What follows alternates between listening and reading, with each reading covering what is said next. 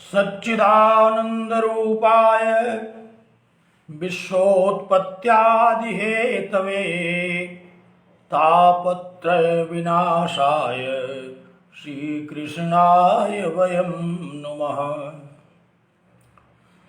यं प्रव्रजन्तमनुपेतमपेतकृत्यं द्वैपायनो विरह कातरया जुहाव पुत्रेति तन्मयतया तरवोऽभिनेदुः तं सर्वभूतहृदयं मुनिमानतोऽस्मि। जन्माद्यस्य यतोऽन्वयादितरतश्चार्थेष्वभिज्ञः स्वराट् तेने ब्रह्महृदायादिकवये मुह्यन्ति यत्सूरयः तेजो वारिमृदां यथा विनिमयो यत्र त्रिसर्गो मृषा धाम्ना स्वेन सदा निरस्तकुहकं सत्यं परं धीमहि सत्यं परं धीमहि।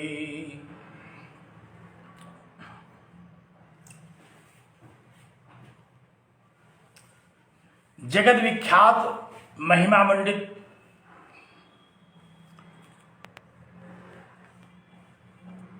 इलाहाबाद विश्वविद्यालय प्रयागराज के संस्कृत विभागीय परास्नातक उत्तरार्ध के प्रिय छात्रों छात्राओं पूर्व छात्रों और वेदांतानुरागी सज्जनों, भगवान बादरायणकृत ब्रह्मसूत्र और श्रीमदादि जगत गुरु शंकराचार्य कृत ब्रह्मसूत्र शांकर भाष्य पर चर्चा करने के लिए हम लोग एकत्र हैं। विगत दिनों से हम लोग चतुर्थ सूत्र पर चर्चा आरंभ कर चुके हैं। चतुर्थ सूत्र के पूर्व पक्ष पर भगवान भाष्यकार के अनुसार हम लोगों ने चर्चा की और पूर्व पक्ष का उत्तर देते हुए, पूर्व पक्ष का समाधान करते हुए, पूर्व पक्ष का प्रत्याख्यान करते हुए, उसका खंडन करते हुए भगवान भाष्यकार अब तत्व समन्वयात इस चतुर्थ सूत्र के एक एक पद को ग्रहण करके पूर्व पक्षियों के अभिमत का खंडन कर रहे हैं। त्रिविध दुख को नष्ट करने वाले इस महनीय वेदांत शास्त्र का अध्ययन हम लोगों के लिए परम मंगलकारी हो। इन शुभकामनाओं के साथ मैं आप सभी लोगों से नमन करता हूं, आप सभी लोगों को नमन करता हूं और उस परम पिता परमेश्वर नित्य सिद्ध बुद्ध मुक्त सत्य स्वभाव पर ब्रह्म को उनके समक्ष यह कामना करता हूं कि आप लोगों की बुद्धि एकाग्र हो, चित्त एकाग्र हो, बुद्धि कुशाग्र हो और इस महनीय गंभीर भाष्य को समझने में आप समर्थ हो। आइए हम लोग कल यहां से चर्चा पर विराम दिए थे, वहीं से आरंभ करते हैं। भाष्य की पंक्ति को देखिए, पुस्तक सामने रखिए। तत्व समन्वयात के दो पदों पर हम लोगों ने भगवान भाष्यकार के अनुसार चर्चा की और अब तीसरा पद जो बहुत ही महत्वपूर्ण है, जो युक्ति के रूप में उपस्थित किया गया है, पूर्व पक्षियों के प्रत्याख्यान के लिए जो युक्ति इस पद के द्वारा उपस्थित की गई है, अब हम लोग उस पर विचार आरंभ करते हैं। तो तत्व समन्वयात में तू पद, तत्पद के बाद समन्वयात पद आता है। भगवान भाष्यकार ने कहा कि तद ब्रह्म सर्वज्ञ सर्वज्ञम सर्वशक्ति जगत उत्पत्ति स्थित कारणम वेदांत शास्त्रात् एवं अवगम्यते। कहा कि वह सर्वज्ञ सर्वशक्तिमान जगत का अभिन्न निमित्तोपादान कारण परमात्मा वेदांत शास्त्र के द्वारा ही जाना जाता है। कथम, कैसे, किन कारणों से, किन हेतुओं से, वेदांत के वे कौन से महावाक्य हैं जिनके आधार पर भगवान सूत्रकार ने इस पद को ग्रहण किया? कहते हैं समन्वयात, समन्वय के द्वारा। बड़ा महत्वपूर्ण शब्द है। आज हम लोग समन्वय पर चर्चा करेंगे। आप सब लोग अपना अपना समन्वय बनाइए वेदांत के साथ। जिसका चित्त अन्य शास्त्रों में भटक रहा हो, पकड़ करके ले आइए। एक ही साधे सब सद है। एक पर ब्रह्म परमात्मा पर चर्चा करिए तो सब शास्त्र समझ में आ जाएंगे, क्योंकि ये समस्त शास्त्रों का यह कारण है।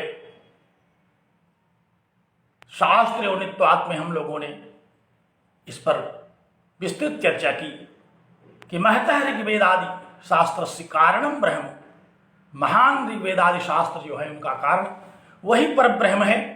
तो उसी पर ध्यान केंद्रित कीजिए, सभी शास्त्र आपको उपस्थित हो चुकेंगे।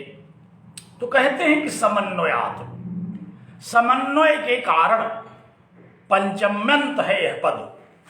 ध्यान से सुनिए, पुस्तक अवश्य खोल करके सामने रख लीजिए, क्योंकि मैं प्रतिपद चर्चा करूंगा कुछ दिनों तक। अभी फिर समय को देखते हुए प्रतिवाक्य चर्चा करूंगा,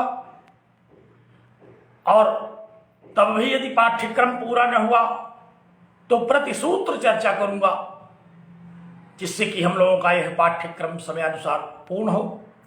और तब तक आप लोग इस शास्त्र में इतने निष्णात हो चुकेंगे कि सूत्र को सुनते ही आपकी समझ में बात आने लगेगी। तो क्या कहा भगवान सूत्रकार और भाष्यकार ने? कहा कि समन्वयात, समन्वय से। हेतु पंचमी, यहां समन्वय हेतु के रूप में उपस्थित किया गया। किस बात का हेतु? वेदांत शास्त्राद एवं ब्रह्म अवगम्यते, वेदांत शास्त्र से ही ब्रह्म का ज्ञान होता है। इस बात का हेतु है यह समन्वयात। अब हम लोग समन्वय पर थोड़ा विचार कर लें। यह समन्वय क्या है? अन्वय, इस शब्द से तो आप लोग चिरकाल से परिचित हैं। अन्वय माने संबंध, अनुक्रम। श्लोकों का अर्थ निकालते हैं जब हम लोग, तो वहां श्लोक के एक एक पद का अर्थानुसारी अनुक्रम उपस्थित करते हैं। लेकिन यहां केवल अन्वय शब्द नहीं कहा गया, यहां कहा गया कि समन्वय, सम उपसर्ग के साथ यह पद प्रस्तुत किया गया। समन्वय का तात्पर्य यह हुआ कि सम्यक रूप से जिसका संबंध ब्रह्म प्रतिपादन में है। अखिल वेदांत की एक वाक्यता केवल ब्रह्म के विचार में है, यह कहने का आशय भगवान सूत्रकार और भाष्यकार का है। कहते हैं कि सारा का सारा वेदांत शास्त्र ब्रह्म में समन्वित होता है, ब्रह्म के तात्पर्य में समन्वत होता है। समस्त वेदांत वाक्य को अगर कोई कहे कि एक वाक्य में बताइए कि वेदांतों ने क्या कहा, तो हम लोग एक वाक्य में क्या कहते हैं कि ब्रह्म सत्यम जगत मिथ्या। ब्रह्म सत्य है, जगत मिथ्या है। जीवो ब्रह्मैव नापरः, जीव ब्रह्म ही है, कुछ अन्य नहीं। इस विषय पर हम लोगों ने आरंभ में भी चर्चाएं की थी। तो अखिल वेदांत वाङ्मय, अखिल वैदिक वाङ्मय, क्योंकि वेदांत तो वेदों का निचोड़ है। आप इस बात से भली भांति अवगत हैं कि ऋग्वेद का निचोड़ वेदांतों में आया, यजुर्वेद का निचोड़ वेदांतों में आया, उपनिषदों में आया, सामवेद और अथर्ववेद का जो निश्चितार्थ है, जो निर्गलित अर्थ है, वह उपनिषदों में वेदांतों में आया। सब ने एक स्वर से ब्रह्म को अपना प्रतिपाद्य बताया। यही समन्वय है। कल हम लोगों ने मीमांसा में किसी भी तात्पर्यार्थ को समझने के लिए किन किन विषयों पर ध्यान केंद्रित किया जाता है, इस पर चर्चा कर रहे थे कि उपक्रमोपसंहारम अभ्यासो पूर्वता फलम अर्थवादोपपत्ति च लिंगम तात्पर्य निर्णय। तात्पर्य निर्णय लिंगम, तात्पर्य के निर्णय में क्या क्या हेतु होते हैं, किन किन हेतुओं के आधार पर हम किसी शास्त्र के तात्पर्यार्थ का निर्णय करते हैं, निश्चय करते हैं, इस बात पर इन हेतुओं को उपस्थित किया गया था। आज उन्हीं हेतुओं के आधार पर भगवान भाष्यकार सभी उपनिषदों का निर्णय, सभी उपनिषदों का समन्वय, सभी उपनिषदों का तात्पर्यार्थ प्रतिपादित करके यह प्रस्तुत कर देंगे कि सारे उपनिषद केवल अद्वैत वेदांत के परम प्रतिपाद्य अद्वैत ब्रह्म में ही समन्वित होते हैं, उसी में समन्वित होते हैं, उसी में संगत हैं। ध्यान दीजिए, बड़ा व्यापक शब्द है समन्वय। सारे वेदांत संगत होते हैं ब्रह्म के प्रतिपादन में, ब्रह्म विचार में ही सारे वेदांत संगत हैं। अगर कोई यह कहे कि कर्मकांड में वेदांतों का समन्वय होता है, कर्मकांड में वेदांतों की संगति है, अथवा कोई यह कहे कि उपासना कांड में वेदों की संगति है, अथवा यह कहे कि ब्रह्म भिन्न याग आदि में वेदांतों की संगति है, तो ये बात सर्वथा अमान्य कर दिया भगवान भाष्यकार ने। उन्होंने कहा कि नहीं, समन्वयात् वेदांत शास्त्रादि ब्रह्म अवगम्यते।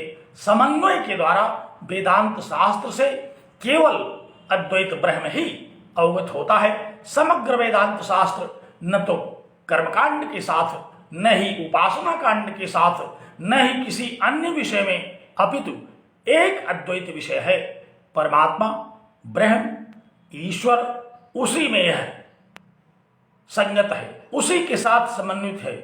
एक एक वेदांत वाक्य को यदि आप विचार से देखेंगे तो आपको लगेगा कि यह केवल एक बात कह रहा है, परमात्मा के विषय में। वेदांत के जितने भी वाक्य हैं, उनका जो परम प्रतिपाद्य है, जो फलितार्थ है, वह ब्रह्म विषयक है। इसी बात को भगवान भाष्यकार ने कहा कि समन्वयात्, समन्वय के द्वारा वेदांत के प्रत्येक वाक्यों की संगति के द्वारा ब्रह्म ही अभीष्ट है विचार के लिए, ब्रह्म ही उसका प्रतिपाद्य है। इस विषय को उन्होंने कहा कि वेदांत शास्त्र के द्वारा ब्रह्म ही जाना जाता है। कैसे जाना जाता है? कहा कि समन्वयात्, समन्वय से, तात्पर्यार्थ से। यहां भगवान भाष्यकार ने भाट्य मीमांसकों की युक्ति को, जिन जिन युक्तियों को उन लोगों ने यज्ञ के लिए प्रयुक्त किया था, उन्हीं सारी युक्तियों के द्वारा उन्होंने कहा कि नहीं, यज्ञ में वेद समन्वित नहीं होता, बल्कि ब्रह्म में वेद समन्वित होता है। क्रिया तो अंततः संपूर्ण होने पर सिद्ध ही हो जाती है। जैसे व्याकरण शास्त्र का एक मुख्य प्रतिपाद्य है सभी शब्दों का साधुत्व, सभी शब्दों की शुद्धता, समस्त शब्दों को उसका निर्वचन करके, उसमें प्रकृति प्रत्यय का निरूपण करके, अर्थ के अनुसार उसका प्रतिपादन करके, जैसे व्याकरण शास्त्र शब्द की शुद्धता पर, शब्द के साधुत्व पर ध्यान केंद्रित किए रहता है, उसी तरह से समग्र वेदांत केवल ब्रह्म में अपना विचार केंद्रित किए रहते हैं, समग्र वेद केवल ब्रह्म में विचार केंद्रित किए रहते हैं, कहते कुछ भी रहें। कदाचित वेदों में कर्मकांड की भी चर्चा होगी, उपासना की भी चर्चा होगी, प्रसंगवश अन्य विषयों की भी चर्चा हो सकती है, लेकिन वे सारी चर्चाएं अंत में कहाँ पर्यवसित होंगी, उनका पर्यवसान कहाँ होगा, वे संपन्न कहाँ होगी, संपूर्ण कहाँ होगी, उनका निश्चितार्थ क्या होगा। कहा कि वह निश्चितार्थ तो परमात्मा में ही होगा। इसलिए कहा कि समन्वयात, समन्वय के द्वारा सारे वेदांत वाक्य ब्रह्म के साथ ही समन्वत हैं, ब्रह्म के साथ संगत हैं, ब्रह्म के विचार से होकर के चलते हैं। जैसे सारी रेलगाड़ियां जंक्शन से होकर के चलती हैं, उसी तरह से सारे वेदांत वाक्य ब्रह्म के तात्पर्यार्थ का निरूपण करते हुए चलते हैं। कोई भी वेदांत वाक्य ब्रह्म को छोड़ करके एक कदम, एक तात्पर्य भी निरूपित करने में अपनी कदाप अभिरुचि नहीं प्रदर्शित करता है। तो भगवान सूत्रकार के अनुसार भगवान भाष्यकार ने क्या कहा, कहा कि तद ब्रह्म वेदांत शास्त्रादेव अवगम्यते, कथम अवगम्यते, कहा समन्वयात, समन्वय के द्वारा। अब यह समन्वय क्या है, किस प्रकार से समन्वय के द्वारा ब्रह्म का प्रतिपादन किया जाता है, इसका थोड़ा विस्तार से भगवान भाष्यकार निरूपण करेंगे, क्योंकि इतना कह देने मात्र से ये मीमांसक समझने वाले नहीं हैं। जो भी इस विषय पर अपना प्रतिवाद करने वाला होगा वह केवल एक शब्द से समझने वाला नहीं है। और वैसे भी ये गूढ़ शास्त्र, ये ब्रह्म विषयक विचार तो संक्षेप में कहाँ समझ में आने वाला है। संक्षेप में तो यह केवल साधन चतुष्टय संपन्न प्रमाता के ही आता है। जब वह साधन चतुष्टय संपन्न किसी श्रोत्रीय ब्रह्मनिष्ठ गुरु के पास जाता है और तब वह संक्षेप में तत्त्वमसि इत्यादि महावाक्यों का अखंडार्थ बोध करा देता है, और वह साधन चतुष्टय संपन्न प्रमाता उस ब्रह्म के तात्पर्यार्थ को समझ जाता है, क्योंकि उसने तो समग्र वेदों का अध्ययन कर लिया है, विधिवत अधीत वेद वेदांग से वह संबलित है। तो क्या कहा, कहा कि समन्वयात, समन्वय के द्वारा सभी वेदांतों का केवल एक प्रतिपाद्य है। इसी विषय को अब आगे भगवान भाष्यकार तब तक कहेंगे जब तक ये मीमांसक इनको समझ न जाएं।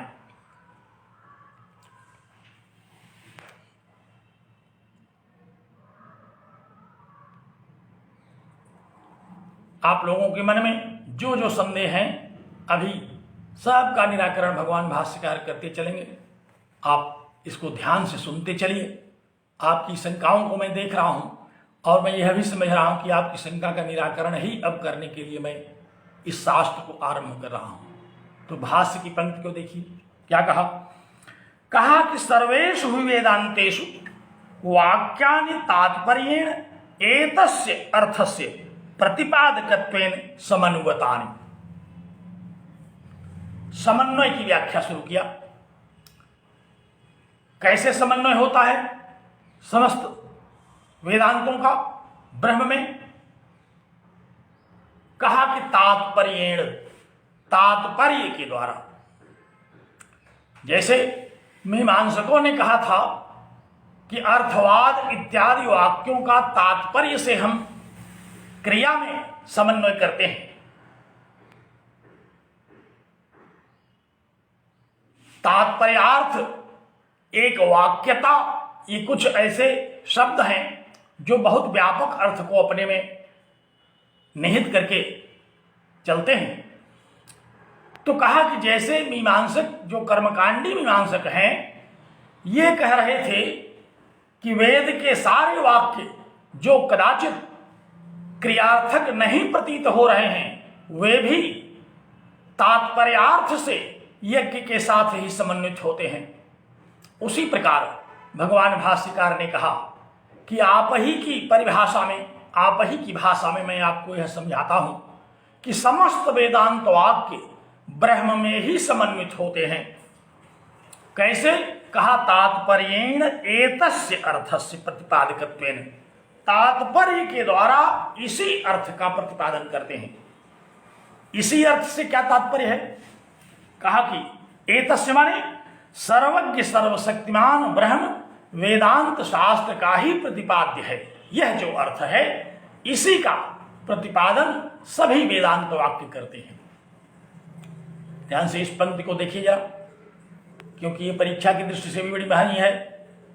एक पंक्ति उद्धृत हो गई तो अब आपको बहुत सारा लिखना रहेगा। क्या पंक्ति है? कहा सर्वेषु वेदांतेषु, सर्वेषु ही वेदांतेषु वाक्यानि, समस्त वेदांतों में, समस्त उपनिषदों में जो वेदांत वाक्यानि, जो जितने जितने वेदांत वाक्य हैं, ये तात्पर्येण, इनके तात्पर्यार्थ से, एतस्य अर्थस्य, केवल यही एक अर्थ प्रतिपादित होता है। वह क्या?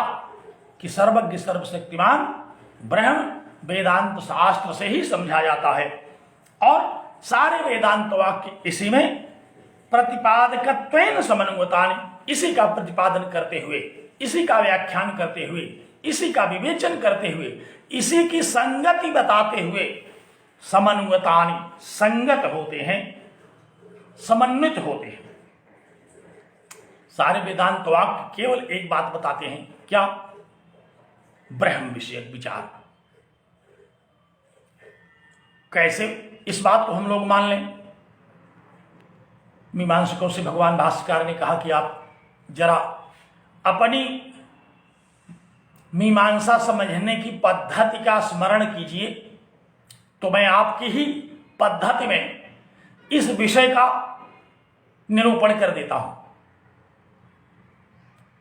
जो आपकी पद्धति है, मीमांसकों से कहा, क्या है उनकी पद्धति? कहा वे कहते हैं कि जो विषय उपक्रम से लेकर के उपसंहार तक चले वही शास्त्र का मुख्य प्रतिपाद्य होता है। तो भगवान भाष्यकार ने कहा कि आप उसी पद्धति में आ जाइए।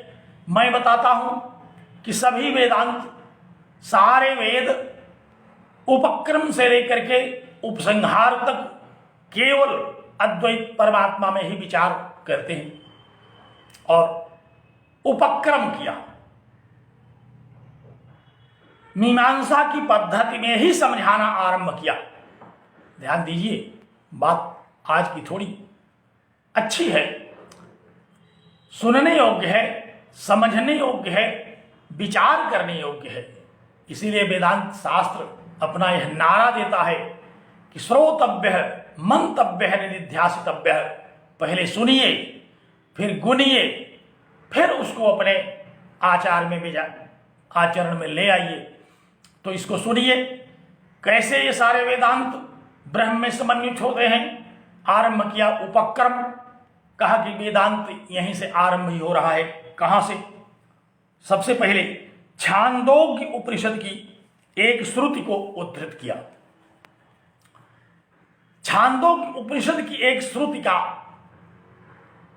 कथन किया। कहा कि सदैव सौम्य इदम अग्र आसीत एकमेवाद्वितीयम। इन श्रुति वाक्यों के अर्थ पर आप थोड़ा सा ध्यान दीजिए। सुनते तो आप बहुत दिनों से आ रहे हैं, लेकिन इनका जो तात्पर्यार्थ है उस पर हम लोग आज विचार करेंगे। आपको पता है, आप इस बात से भली भांति अवगत हैं कि छांदोग्य उपनिषद सामवेद का उपनिषद है। सामवेद का यह निश्चितार्थ प्रकट करता है छांदोग्य उपनिषद। सामवेद में ब्रह्म का विचार जो हुआ वह अपने इसी छांदोग्य उपनिषद के माध्यम से उसको प्रस्तुत करता है। और सामवेद आप जानते हैं कि सारी संहिताओं में सबसे महनीय कही जाती है, क्योंकि भगवान श्री कृष्ण ने जब अर्जुन को अपने विश्वरूप का दर्शन कराया था तो उन्होंने कहा था कि वेदा नाम सामवेदोस्मि, वेदों में मैं सामवेद हूं। उन्होंने ये नहीं कहा कि मैं ऋग्वेद हूं, यजुर्वेद अथवा अथर्ववेद हूं। उन्होंने यही कहा था कि वेदानाम सामवेदोस्मि, वेदों में मैं सामवेद हूं। यद्यपि वेद तो मेरे ही द्वारा बनाए गए, वेद को तो मैंने ही कहा, लेकिन उनमें सारे वेदों का जो निश्चितार्थ है वह यदि क्रम से लिखा जाए, यदि उसकी एक मेरिट बनाई जाए, तो सर्वोपरि सामवेद का कथन भगवान श्री कृष्ण करते हैं। और उसी पद्धति का अनुसरण करते हुए भगवान भाष्यकार ने भी यहां सर्वप्रथम सामवेद का वेदांत जो छांदोग्य उपनिषद है उसको उद्धृत कर दिया। उन्होंने कहा कि मैं भगवान श्री कृष्ण का ही अनुयायी हूं और उन्हीं के द्वारा जो आरंभ किया गया, मैं उसी अनुक्रम में वेदों की चर्चा यहां करता हूं। तो क्या कहा इस वेदांत के महावाक्य ने? देखिए, एक बात यहां और ध्यान में रखे रहिए, ये वेदांत शास्त्र जो हैं ये महावाक्यों का उपदेश करते हैं। अन्य जितने शास्त्र हैं वे वाक्यों के द्वारा उद्धृत होते हैं, शब्दों के द्वारा उद्धृत होते हैं, लेकिन वेदांत शास्त्र जो है वह अपने प्रतिपाद्य को जब कहने चलता है तो किसी न किसी महावाक्य का कथन करता है, महावाक्य का उपदेश देता है। आप ध्यान दीजिए जरा कि क्या आपने साहित्य शास्त्र में कहीं महावाक्य देखा था? क्या आपने व्याकरण में कहीं महावाक्य देखा? क्या किसी अन्य मीमांसा में ही देख लीजिए, कर्मकांड में कहीं उनको महावाक्य दिखाई पड़ा? वो विधिवाक्य में ही उलझे रहे। लेकिन वेदांत शास्त्र जो है वह जब अपने परम प्रतिपाद्य की चर्चा करता है तो सामान्य वाक्यों की चर्चा नहीं करता, तब वह महावाक्य कहता है। उपनिषदों में बहुत सारे महावाक्य आए, विशेष रूप से जो बड़े प्रसिद्ध हुए महावाक्य चतुष्टय, आप जिनको पंचदशी के महावाक्य विवेक प्रकरण में पढ़ चुके होंगे अथवा पढ़ रहे होंगे, ये महावाक्य जो हैं ये ब्रह्म विषयक विवेक उपस्थित करते हैं। भगवद गीता में भी देखिए, जहां से गीता के उपदेश का आरंभ हुआ वहां भी भगवान श्री कृष्ण के द्वारा व्यास ने कहलवाया, कहा कि श्री भगवान उवाच, अर्थात श्री भगवान बोलते हैं। तो श्री भगवान क्या बोलेंगे? श्री भगवान महावाक्य बोलेंगे। सामान्य कोई वाक्य कहने के लिए भगवान की आवश्यकता नहीं। सामान्य वाक्य तो हम आप सारे लोग कहते रहा करते हैं, लेकिन जब महावाक्य कोई कहने आएगा तो वह कोई महान तत्व होगा, वह कोई महनीय सत्ता होगी। और भगवान के श्रीमुख से जब भगवद गीता का उपदेश कराने चले व्यास, तो उन्होंने वहां लिख दिया कि श्री भगवान उवाच, और श्री भगवान उवाच से उन्होंने गीता के उपदेश का आरंभ कराया। आप लोगों को याद होगा भगवद गीता के द्वितीय अध्याय का 11वां श्लोक, वहां से हम लोग भगवद गीता के आरंभ को स्वीकार करते हैं। तो छांदोग्य उपनिषद का यह महावाक्य उद्धृत किया। क्या है इस महावाक्य में?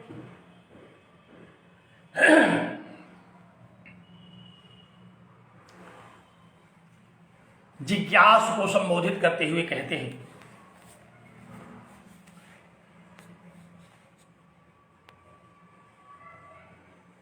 हे सौम्य।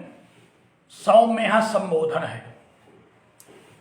सौम्य जो प्रिय दर्शन हो, जिसको देखना बड़ा प्रिय लगे।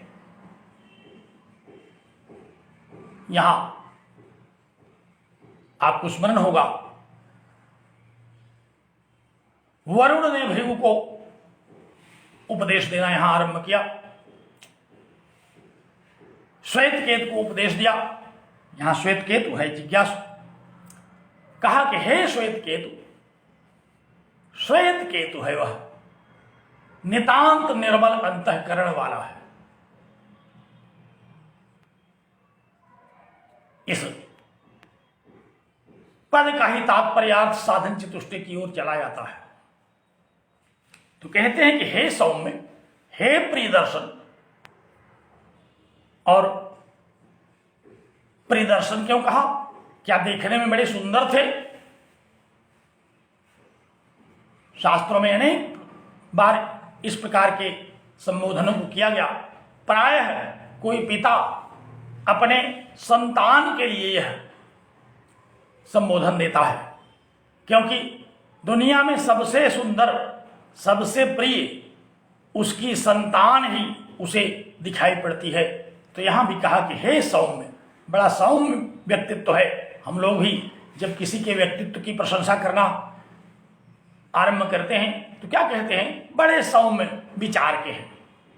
अब वहां सौम्य शब्द से हम लोग तो यह सोचते हैं कि यह साधारण अर्थ प्रतिपादित कर रहा है, लेकिन इस सौम्य में न जाने कितने वैशिष्ट निहित हैं। तो कहा कि हे सौम्य, इदम जगत, यह संसार। वेदांत वाक्यों में जहां जहां इदम शब्द आएगा प्रायः उसका तात्पर्य इदम जगत के अर्थ में ग्राह्य होता है। तो कहा कि इदम जगत अग्र, इस रूप में उत्पन्न होने के पूर्व जब यह जगत इस रूप में नहीं था तो किस रूप में था? कहा कि सत एव, यह केवल सच्चिदानंद स्वरूप परमात्मा के रूप में था।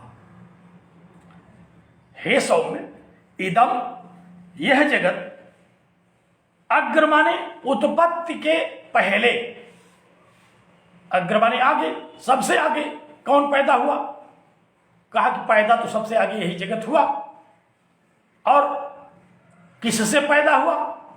कहा कि दुनिया में जैसे सारे लोग माता पिता से पैदा होते हैं, उसी तरह से यह जगत भी परम पिता से पैदा हुआ, क्योंकि वही इसका निमित्त और उपादान दोनों कारण है। तो कहा कि परम पिता परमात्मा से ही इदम जगत, यह जगत उत्पन्न हुआ इस रूप में, जिस रूप को हम लोग, संसार के जिस स्वरूप को हम लोग देख रहे हैं, संसार के जिस स्वरूप का प्रभाव हमारे मनोमस्तिष्क पर पड़ रहा है, संसार के जिस प्रभाव से प्रभावित होकर के हम समग्र जीवन भर आचार विचार प्रस्तुत करते रहते हैं, वह जगत अपनी उत्पत्ति के आगे, अग्र माने अपनी उत्पत्ति के पहले, सत एव, केवल सच्चित आनंद स्वरूप था। अन्य कोई स्वरूप नहीं था उसका, सत स्वरूप था, चित स्वरूप था। एव कह करके अन्य किसी भी तात्पर्य का विराम लगा दिया तात्पर्य पर। उन्होंने कहा कि सत एव, केवल सत था, और इतने से भी लगा कि नहीं समझ पाएंगे लोग। तो श्रुति ने क्या कहा? कहा कि एक मेवा द्वितीयम, जो एक अद्वैत सत्ता है, एकम एव अद्वितीयम, जो एक है, एक कह करके एकाधिक जो भी संख्या हो सकती है, सबसे छोटी संख्या हम लोग देखते हैं कि एक है, एक। अब जब एक से आगे बढ़ेंगे आप, तब फिर आप सवा एक, डेढ़, पौने दो, दो, सवा दो बढ़ते चले जाएंगे अरब खरब तक। लेकिन आरंभिक जो उपक्रम की जो संख्या है, सर्वप्रथम जिसका हम कथन करते हैं, वह कौन सी संख्या है? कहा एक। तो कहा कि एक सत्स्वरूप वह परमात्मा है। मीमांसकों ने कहा कि अरे, एक में भी तो हम लोग कई भाग कर सकते हैं। अध्यास जब होता है तो हमें एक में भी अनेकत्व का बोध होने लगता है। आपको स्मरण होगा, हम लोग अध्यास भाष्य में चर्चा कर रहे थे, एक है चंद्र है सद्द्वितीयवत्, एक चंद्रमा दो चंद्रमा के साथ प्रतीत होने लगता है। जब आंख में किसी प्रकार का कोई दोष होता है तो वहां एक है चंद्र सद्द्वितीयवत्, एक चंद्रमा ही एक चंद्रमा और लेकर के खड़ा हो जाता है, चंद्रमा तो दो हैं, वहां दो चंद्रमा की प्रतीत क्यों होती है? क्योंकि दोष है हमारी दृष्टि में, अविद्या है हमारी बुद्धि में, अज्ञान है हमारी चित्त में, इसलिए। लेकिन वह परमात्मा कहा कि वह एक है, और एक शब्द कह करके एकाधिक जितनी संख्या का हम ज्ञान कर सकते होंगे उन सब का निराकरण कर दिया, उन सब का खंडन कर दिया। और यदि किसी कलमश बुद्धि वाले को एक में भी विभाग दिखाई पड़े, कोई गणितज्ञ आ गया कहा कि एक में भी तो 1/2, 1/3, 1/4, 1/8 न जाने कितने बटा हो सकते हैं, बांट करके बटा कर दिया। बटा क्या है? एक वस्तु को जब हम बांटते हैं तो गणित वाले उसे कह देते हैं कि ये बट गया, ये बटा है। तो एक था पहले, अब बटा कितने में? कहा 1/2 में 2 बट गया, 2 हो गया। तो यहां भी कहा बटा नहीं कोई, एकम एव अद्वितीयम, एक ही है, वो अद्वितीय है। अविद्यमानम द्वैतम यस्य, जिसका कोई द्वैत नहीं होता, जिसका कोई अनेकत्व नहीं होता, जिसमें कोई वैविध्य नहीं होता, वह है यह परम तत्व परमात्मा। और यह संसार अपनी उत्पत्ति के पूर्व सत्स्वरूप परमात्मा ही था, जो एकमेवाद्वितीयम, एक अद्वैत सत्ता के रूप में उपनिषदों का प्रतिपाद्य है। तो छांदोग्य ने क्या कहा? कहा कि ये जगत, जिस जगत में हम लोग विचरण कर रहे हैं, जिस जगत से हम लोग प्रभावित हो रहे हैं, जिस जगत में हम व्यवहार कर रहे हैं, जिस जगत में प्रातिभाषिक और व्यावहारिक सत्ता का हम अनुभव करते हैं, वह जगत पारमार्थिक दृष्टि से क्या था? क्योंकि सत्ता तो 3 होगी, हम लोगों ने आरंभ में ही पढ़ा था, प्रातिभाषिक, व्यावहारिक और पारमार्थिक। तो कहा कि ये जगत जो हमको दिखा यह तो व्यावहारिक है, और इसमें बहुत सारी प्रातिभाषिक सत्ताओं का भी हम बोध करते रहते हैं। तो पारमार्थिक क्या है?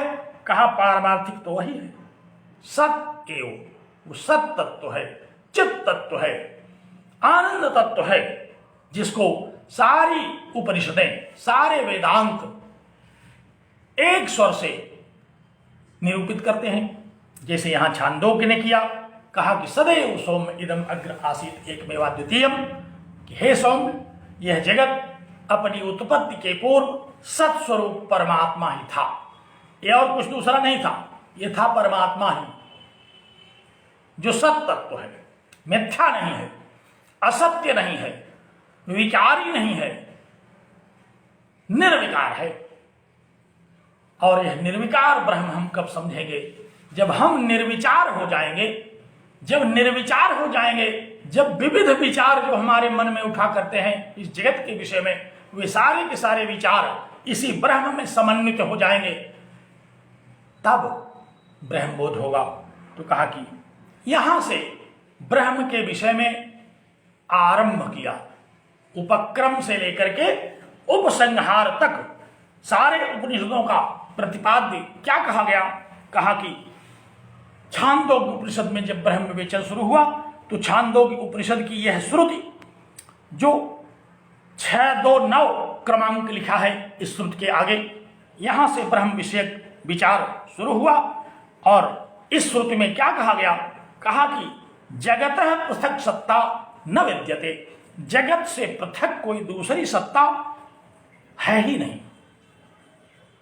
उत्पत्ते प्राक काले, इस जगत की उत्पत्ति के पूर्व में अबाधित ब्रह्मैव आसीत, यह अबाधित ब्रह्म, परमार्थ ब्रह्म ही था, जो यह समस्त जगत हमें दिखाई दे रहा है। यह उत्पत्ति के पहले एक अबाधित सत सत्ता के रूप में था। और सत के साथ जो एव शब्द का कथन किया गया, एव कारेण, एव का कथन करके कहा कि जगतः पृथक सत्ता निषिध्यते, जगत की पृथक सत्ता का निषेध किया गया। और यह सत शब्द है, सत शब्द से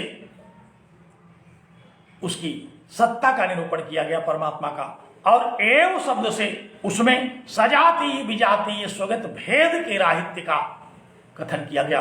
वेदांत सार में आप लोगों ने जहाँ सजातीय विजातीय सुगत भेद रहता है परमात्मा के विषय में पढ़ा था।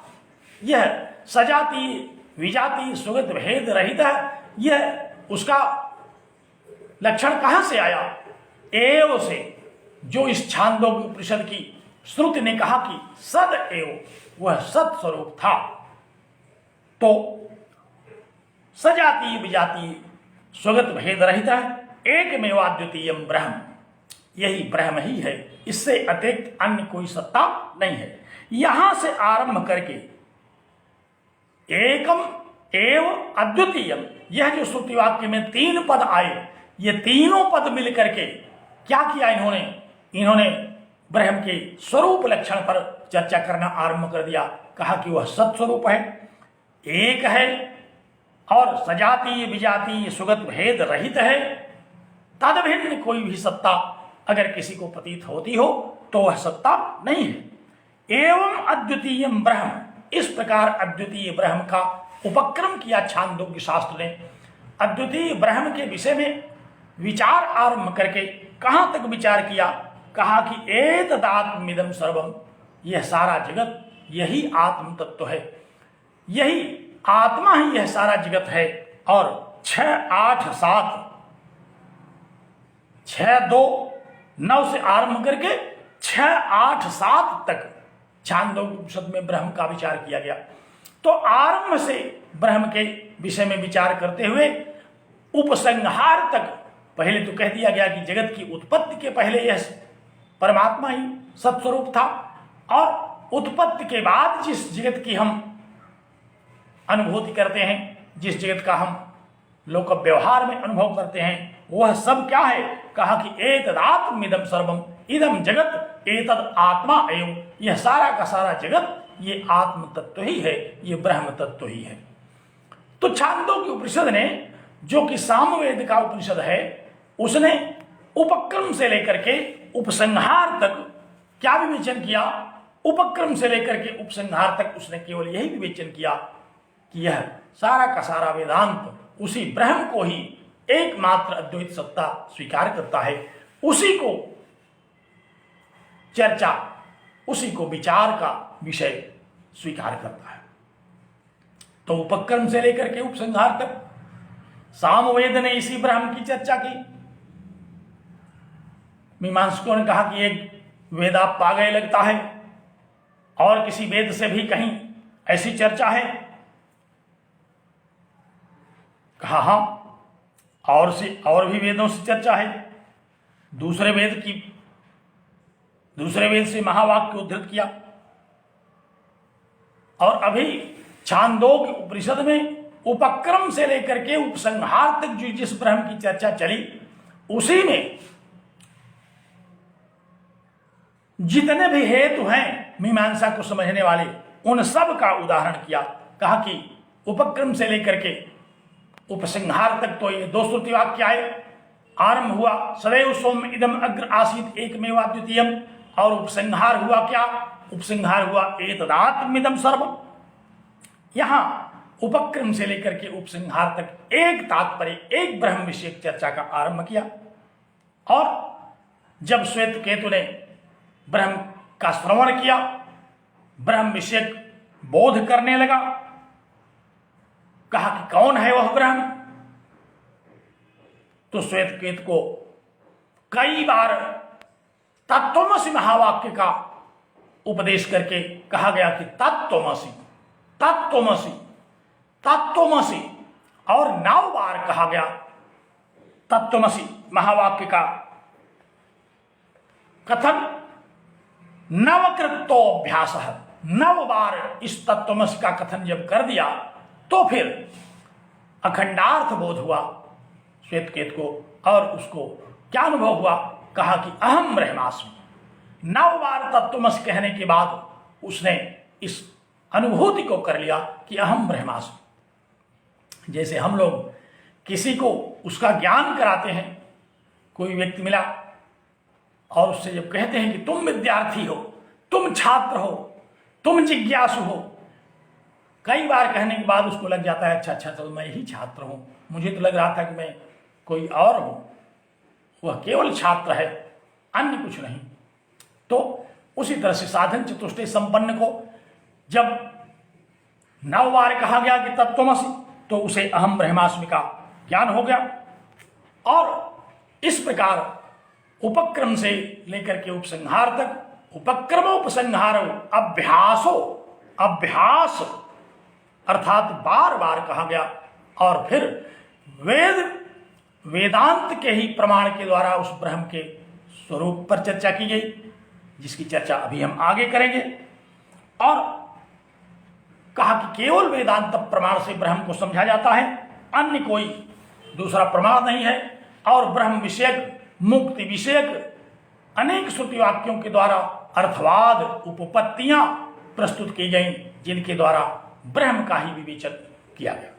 तो उपक्रम से लेकर के उपसंहार तक अनेक बार श्रुति वाक्यों के कथन रूपी अभ्यास से और अर्थवाद आदि वाक्यों के द्वारा, उपनिषदों में भी बहुत सारे अर्थवाद आते हैं।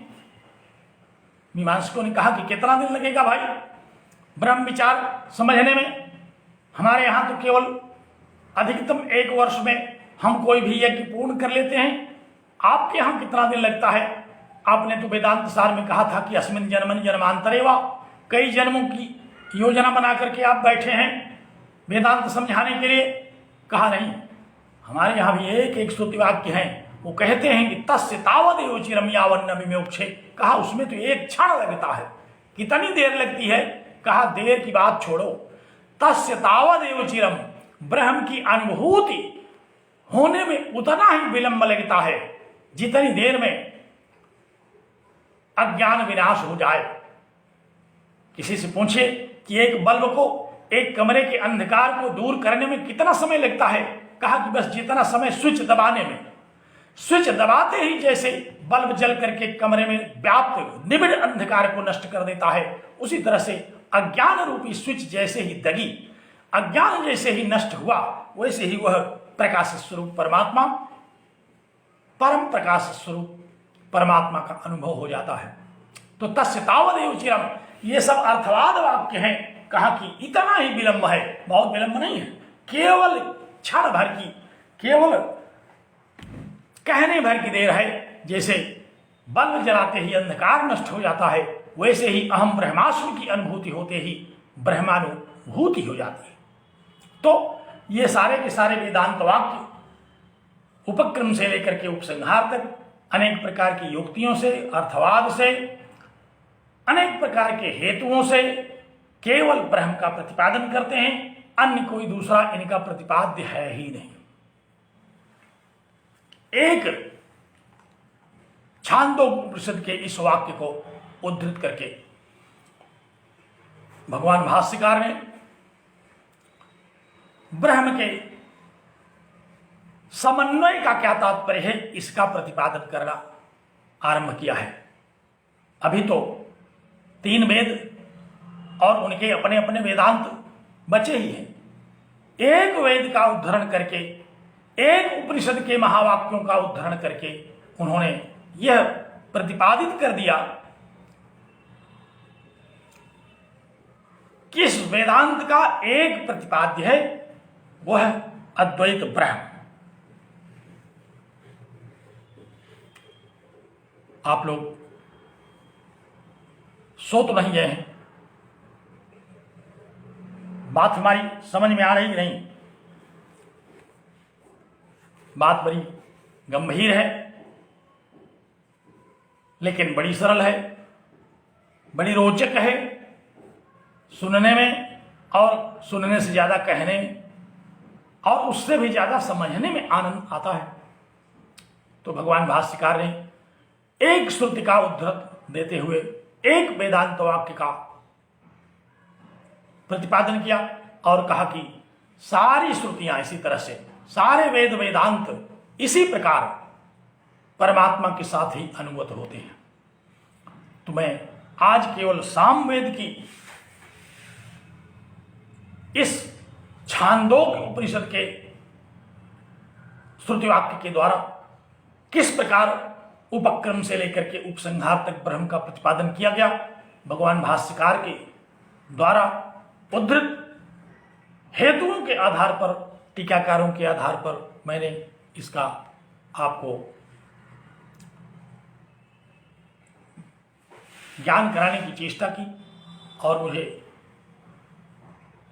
लगता है कि आप लोग समझ भी गए होंगे। आप इस पर मनन करें, इस पर चिंतन करें। अब मैं कल ऋग्वेद के द्वारा उद्धृत महावाक्य पर चर्चा करूंगा। तब तक आप इस पर विचार कर लें। यदि कहीं कोई संदेह हो तो हमको अवगत कराएं। मैं उसका निराकरण करते हुए आपके सारे संदेहों को दूर करने की चेष्टा करूंगा। इन्हीं शब्दों के साथ मैं आज के इस गंभीर व्याख्यान को विराम देता हूं। बहुत धन्यवाद आपको, बहुत साधुवाद, बड़ा सारा आशीर्वाद।